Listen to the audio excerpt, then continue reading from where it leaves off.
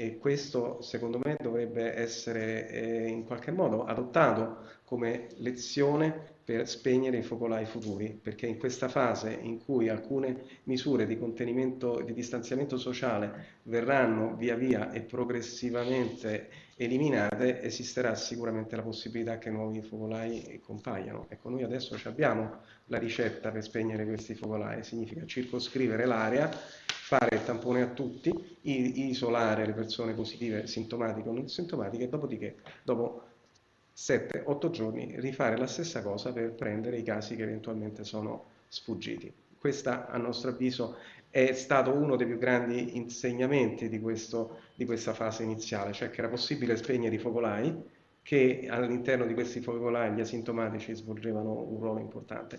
Perché dico questo? Perché questa fase nuova pone delle grandi sfide, perché le persone vogliono sicuramente riprendere alcune attività sociali, vogliono ritornare a lavorare, vogliono sicuramente avere accesso alle funzioni religiose, quindi tutta una serie di attività importanti. E in questa fase i tamponi serviranno molto di più, perché non avremo più il distanziamento sociale, quindi non avremo più il confinamento e il blocco della trasmissione, ci saranno molte più opportunità di trasmissione, quindi noi dobbiamo avere una ricetta per bloccare eventualmente focolai e questa ricetta passerà necessariamente per un'aumentata capacità di fare tamponi. Una delle prime cose che concordammo insieme, ricordo in una riunione veramente critica, dopo il primo caso decidemmo che la cosa più importante era difendere l'ospedale.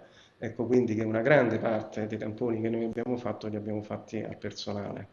Li abbiamo fatti al personale e in alcuni casi, anche quando c'è stato qualche caso, a tutto il reparto, a tutti i pazienti.